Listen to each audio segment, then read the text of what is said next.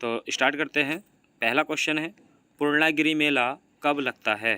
तो A option है Basant Panchami, B option है चैत्र नवरात्रि, सी ऑप्शन है मकर संक्रांति और डी ऑप्शन है उपरोक्त में से कोई नहीं। तो इसका दोस्तों जो सही आंसर है वो सही आंसर हो जाएगा आपका बी वाला। ठीक है, इसका जो सही आंसर है वो कौन सा हो जाएगा? बी वाला आंसर इसका सही हो जाएगा। नेक्स्ट क्वेश्चन देखते हैं।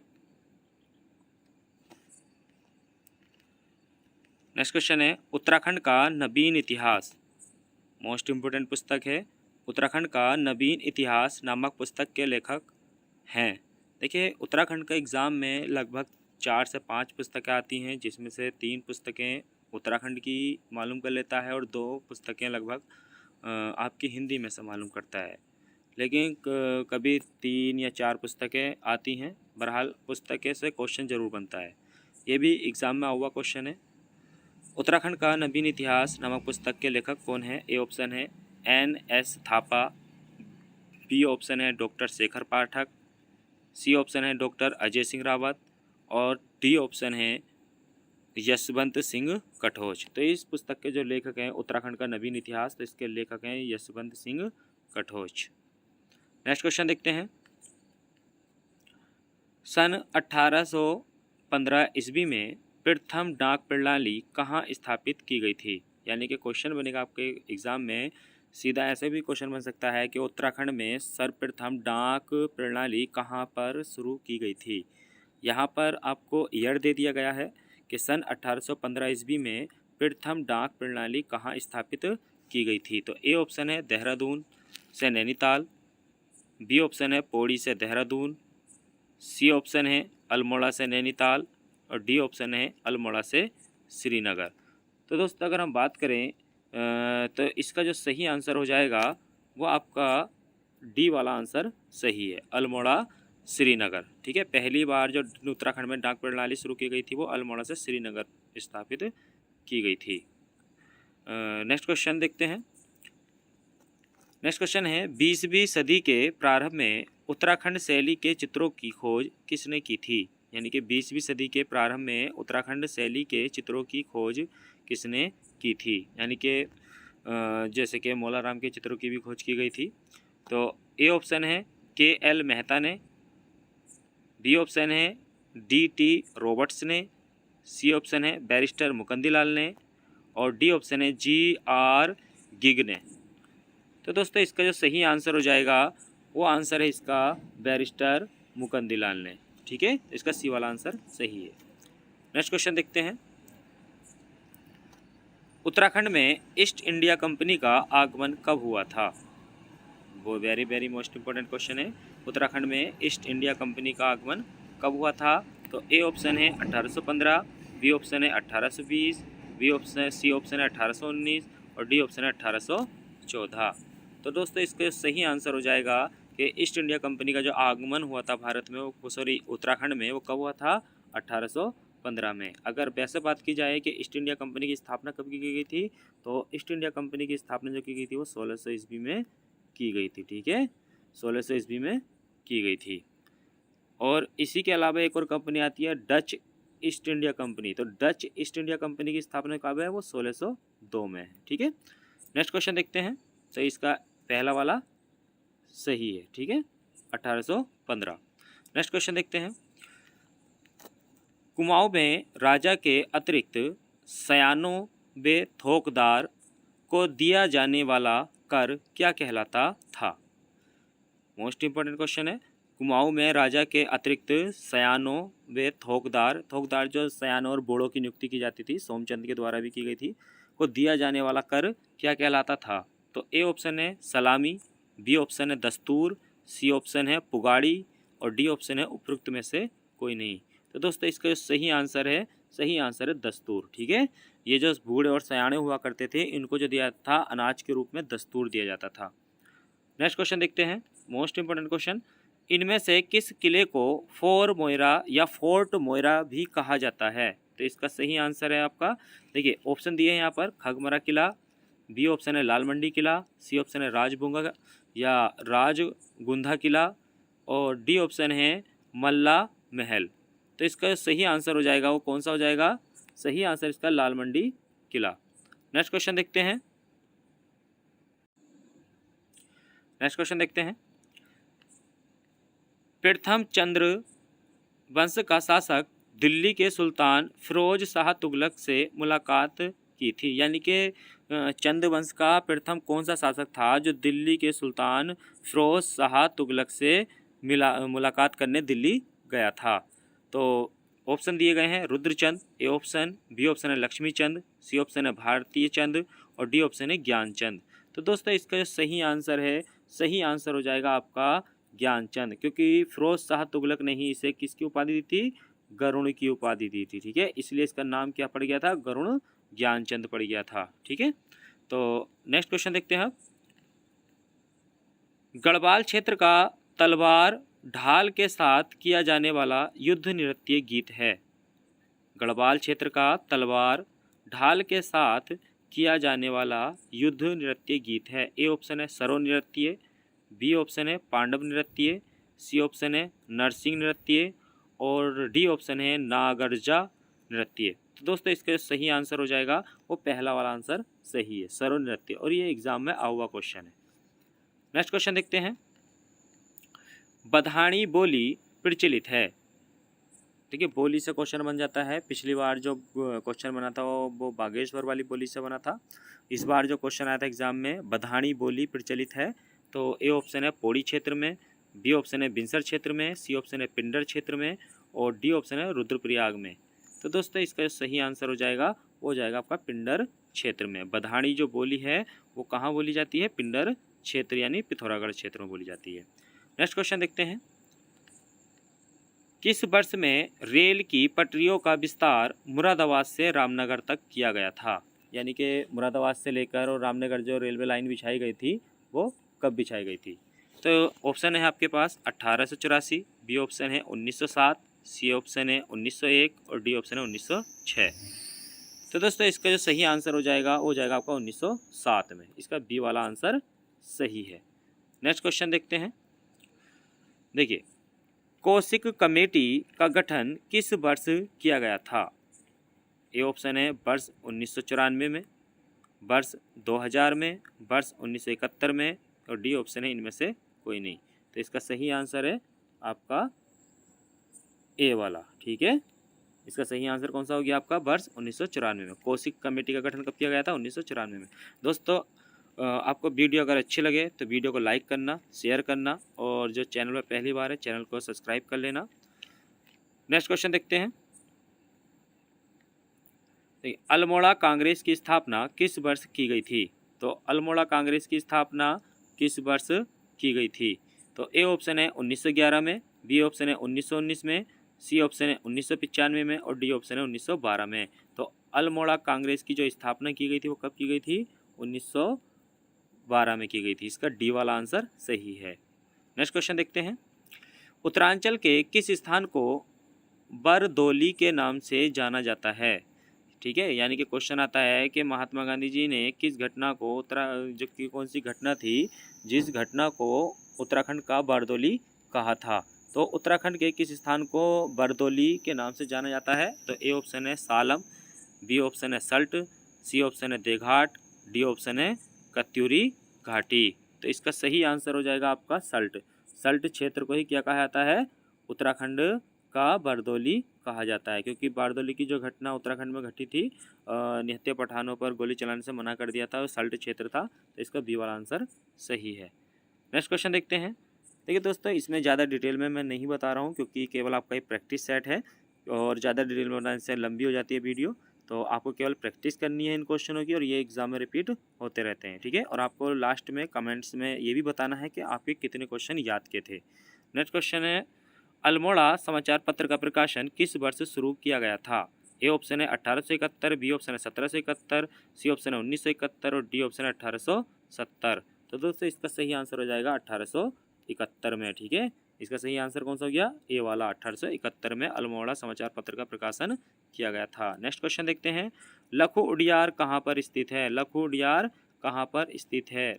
ए ऑप्शन है अल्मोड़ा में, बी ऑप्शन है चंपावत में, सी ऑप्शन है चमोली में और डी ऑप्शन है उधम सिंह नगर में। तो इसका सही आंसर है ए वाला, क्योंकि लाखों डियार जो गुफा है वो अल्मोड़ा में स्थित है, जिस गुफा का मुख्य विषय था सामूहिक नृत्य। नेक्स्ट क्वेश्चन है, उत्तराखंड पर शासन करने वाली प्रथम राजनीतिक शक्ति कुड़िंद किसके समकालीन थे? यानी कि ये तो क्वेश्चन सभी को पता है कि उत्तराखंड में शासन करने वाली प्रथम राजनीतिक जो शक्ति थी वो कुड़िंद राजवंश था, लेकिन ये किसके समकालीन थे? तो ए ऑप्शन है आपके पास गुप्तों के, बी ऑप्शन है मौर्यों के, सी ऑप्शन है कुषाणों के और डी ऑप्शन है शकों के। तो देखो, तो इसका जो सही आंसर हो जाएगा वो बी वाला आंसर सही हो जाएगा। कुड़िंद जो किसके समकालीन थे? मौर्यों के समकालीन थे। अगर कुषाणों की बात करें, शकों की बात करें, तो आपको याद रखना है YSPK। दोस्तों ये जो है एक ट्रिक है जिसके द्वारा, जैसे बाई की बात करें तो हिंद यूनानी, एस से शक, पी से पहलव, के से कुषाण, यानी कि भारत पर आक्रमण करने वाले विदेशियों का क्रम है। क्योंकि भारत पर सबसे पहले जो विदेशी ने आक्रमण किया वो कौन थे? हिंदू यूनानी थे, यानी इंडो ग्रीक शासक। उसके बाद शक आए, शक के बाद पल्लव और पल्लव के बाद कुषाण। तो ये जो कुड़िंद थे वो किसके समकालीन थे? मौर्यों के समकालीन थे। नेक्स्ट क्वेश्चन देखते हैं, आदि गुरु शंकराचार्य जी ने देह त्याग कब किया था? ये तो उत्तराखंड में कई बार रिपीट हो चुका है क्वेश्चन। ए ऑप्शन है 720 ईस्वी में, बी ऑप्शन है 780 ईस्वी में, सी ऑप्शन है 800 ईस्वी में और डी ऑप्शन है 820 ईस्वी में। ठीक है, तो आदि गुरु शंकराचार्य जी का जो समाधि स्थल है वो केदारनाथ में है, और इन्होंने जो देह त्याग किया था वो कब किया था? 820 ईस्वी में किया था। मोस्ट इंपोर्टेंट क्वेश्चन है। और आदि गुरु शंकराचार्य जी ने ही भारत में 4 ज्योतिष पीठों की स्थापना की थी, जिसमें से एक उत्तराखंड में जोशीमठ पीठ है, एक गुजरात में है शारदा पीठ, एक है श्रृंगेरी पीठ कर्नाटक और एक है पुरी जो उड़ीसा में। ये 4 मठों की स्थापना आदि गुरु शंकराचार्य जी ने भारत में की थी। नेक्स्ट क्वेश्चन देखते हैं, निम्नलिखित में से कुड़िंद वंश का सबसे शक्तिशाली शासक कौन था? तो निम्नलिखित में से कुड़िंद वंश का सबसे शक्तिशाली शासक कौन था? A option Kanakpal, B option Fateh Shah, C option Upendra Shah और डी ऑप्शन है अमोघ भूति। तो इसका सही आंसर है डी वाला, अमोघ भूति। नेक्स्ट क्वेश्चन देखते हैं, निम्नलिखित में से कौन सा शब्द युग्म सही है? दोस्तों हिंदी में इस तरह के क्वेश्चन अधिकतर आ रहे हैं। आपको शब्द ही आते हैं, उनके अर्थ आपको मालूम होना चाहिए, तभी आप ये क्वेश्चन कर सकते हैं। तो देखिए इसमें ए ऑप्शन दिया था नीरज, बादल, नीरद, कमल। बी ऑप्शन दिया था नीर, जल, नीड़, मकान। सी ऑप्शन था मूल, जड़, मूल्य, माप। और डी ऑप्शन था निर्झर, झरना और निर्जर, देवता। तो दोस्तों इसका सही आंसर है वो है आपका सी वाला। देखिए मूल का अर्थ क्या होता है? जड़ होता है, और मूल्य का अर्थ होता है मापना, यानी कि जो किसी भी उसका MRP लिखा होता है वो एक तरीके से माप नहीं होता है। ठीक है, नेक्स्ट क्वेश्चन देखते हैं, शक्ति शब्द का अनेकार्थ शब्द समूह है, यानी कि शक्ति एक अनेकार्थी शब्द है और किसके लिए प्रयुक्त किया जाता है? तो ए ऑप्शन है शिव का, लक्ष्मी का, बी ऑप्शन है स्त्री हनुमान, सी ऑप्शन है शिव शाप और डी ऑप्शन है शक्ति दुर्गा। देखिए दुर्गा को क्या है? शक्ति का रूप माना जाता है, तो इसका सही आंसर हो जाएगा आपका शक्ति दुर्गा। ठीक है, नेक्स्ट क्वेश्चन है, मध्य अवधि में संधि है। ठीक है, मध्य अवधि, देखिए इसका जो आपका बनेगा मध्य प्लस अवधि, क्या बना हमारा? मध्य प्लस अवधि। तो यहाँ से छोटा आ निकल कर आएगा और यहाँ से भी छोटा, तो दोनों छोटा आ मिलकर क्या बनेगा? बड़ा आ। तो दीर्घ संधि की क्या पहचान है? जब बीच वाले बड़ पर आपको बड़ा आ का डंडा मिलता है तो उसमें संभवतः दीर्घ संधि होती है। तो देखिए इसमें 4 ऑप्शन भी दिए गए थे, तो इसमें देखिए गुण संधि, अयादि संधि, यण संधि और चौथा ऑप्शन हमारा दे रखा था दीर्घ संधि। तो इसमें डी वाला आंसर सही हो जाएगा। ठीक है, तो इसका सही आंसर कौन सा है? डी वाला, कि मध्य अवधि में कौन सी संधि है? दीर्घ संधि है। नेक्स्ट क्वेश्चन है, हिंदी की विशिष्ट बोली ब्रज भाषा के रूप में सबसे अधिक प्रसिद्ध है। 4 ऑप्शन है, राजभाषा, तकनीकी भाषा, राष्ट्रभाषा, काव्य भाषा। तो देखिए ये कौन सी है? हमारी काव्य भाषा। ब्रज भाषा का प्रयोग सबसे ज़्यादा किसमें किया जाता है? काव्य भाषा में किया जाता है। नेक्स्ट क्वेश्चन है, सूर्योदय का सही संधि विच्छेद क्या होगा? तो सूर्योदय, सी ऑप्शन है सूर्य प्लस उदय और डी ऑप्शन है इनमें से कोई नहीं। तो इसका सही आंसर है देखिए सी वाला, सूर्य प्लस उदय। देखिए कुछ ए वाला लगा कर आएंगे लेकिन ए वाला गलत है, तो इसका सी आंसर सही है सूर्योदय, गुण संधि। नेक्स्ट क्वेश्चन देखते हैं, पुष्प कौन सा शब्द है? ए ऑप्शन है तत्सम, बी ऑप्शन है तभव तद्भव, सी ऑप्शन है देशज और डी ऑप्शन है विदेशज।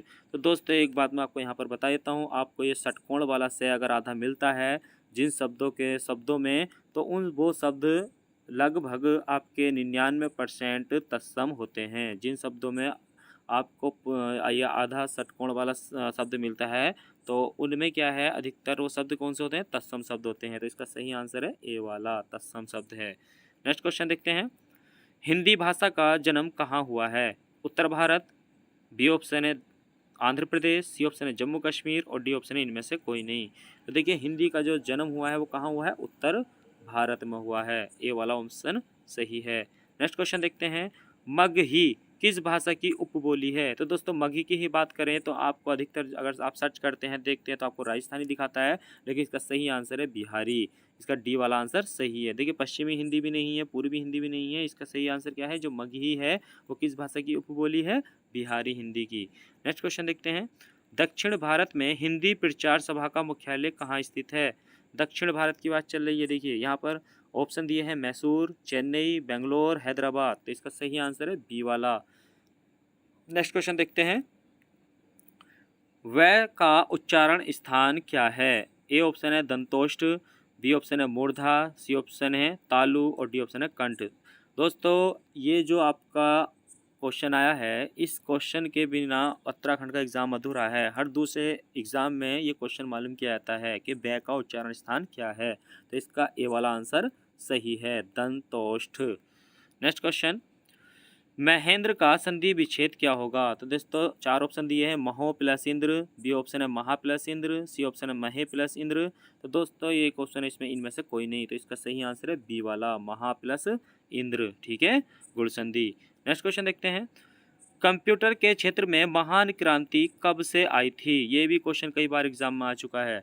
तो क्वेश्चनों के सीरियल नंबर पर ना जाएं, क्योंकि 100 नंबर का सेट होता है। 100 नंबर के सेट में से मैं केवल 50 नंबर का सेट निकालता हूं, तो उसमें से मिक्स क्वेश्चन होते हैं। ठीक है, तो इसका ए ऑप्शन दे रखा है 1977, बी ऑप्शन 2000, सी ऑप्शन 1955 और डी ऑप्शन आपका है 1960। तो कंप्यूटर के क्षेत्र में जो महान क्रांति हुई थी वो कब हुई थी? 1960 में हुई थी। इसका डी वाला आंसर सही है। नेक्स्ट क्वेश्चन देखते हैं, गणना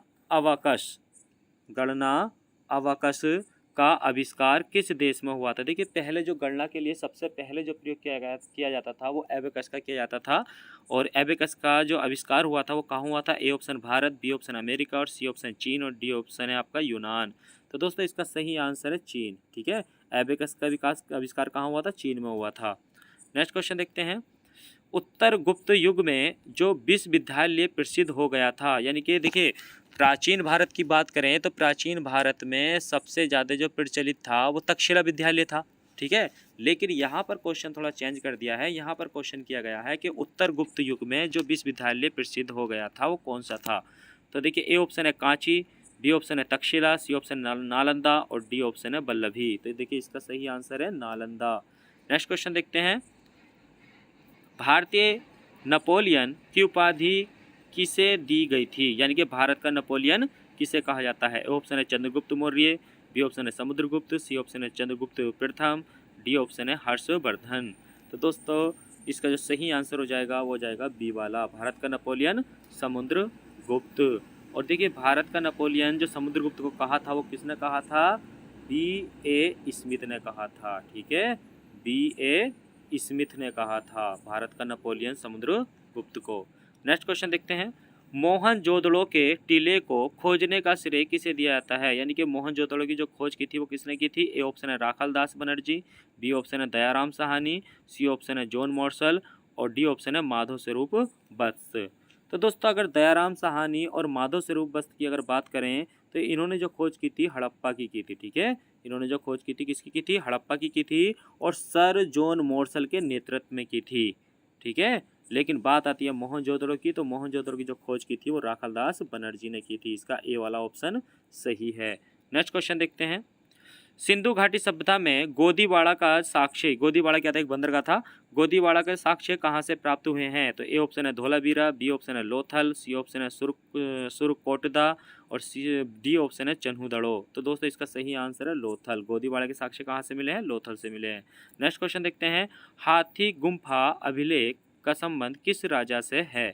हाथी गुम्फा अभिलेख, तो दोस्तों ये हाथी गुम्फा जो अभिलेख है ये किस राजा का है? तो ए ऑप्शन है रुद्रदामन, बी ऑप्शन है खारवेल, सी ऑप्शन है समुद्रगुप्त और डी ऑप्शन है अशोक। तो दोस्तों इसका सही आंसर है बी वाला खारवेल।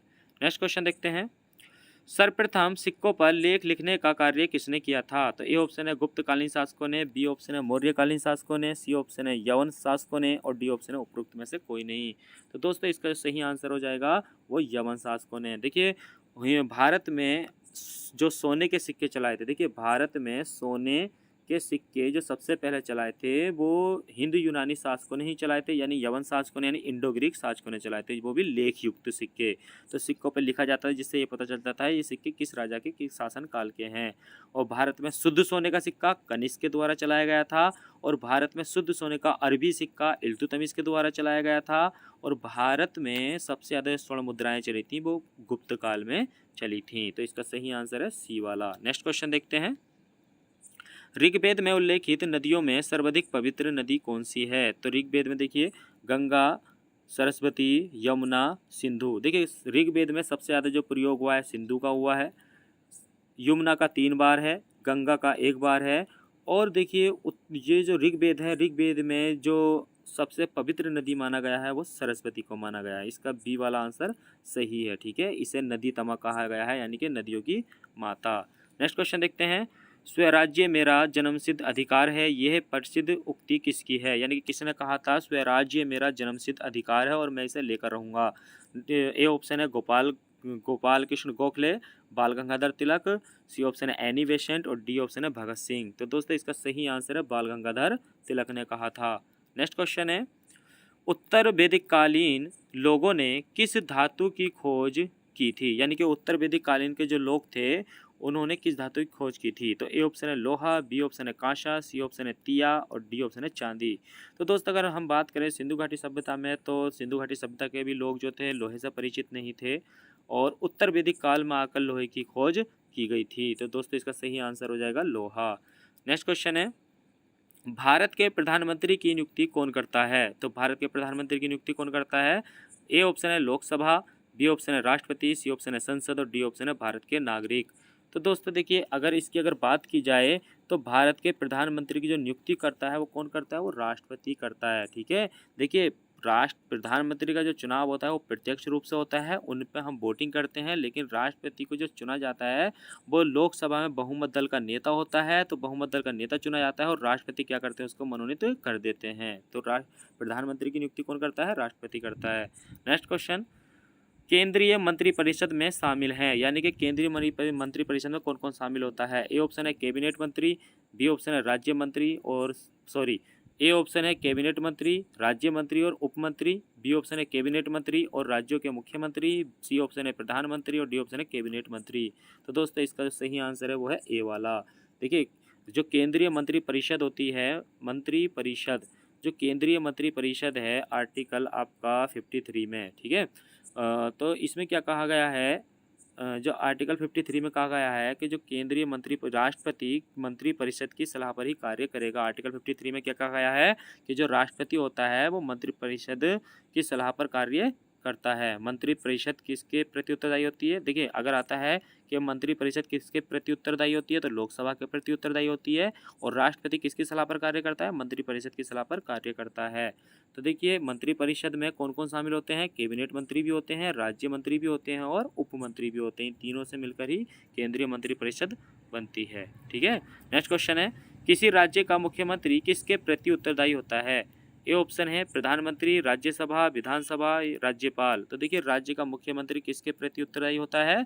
वो विधानसभा के प्रति उत्तरदायी होता है। ठीक है, नेक्स्ट क्वेश्चन है, उपराष्ट्रपति के खिलाफ महाभियोग की कार्यवाही शुरू की जा सकती है, यानी कि उपराष्ट्रपति के खिलाफ जो महाभियोग लगाया जाता है यानी कि हम बोलते हैं उसे संकल्प।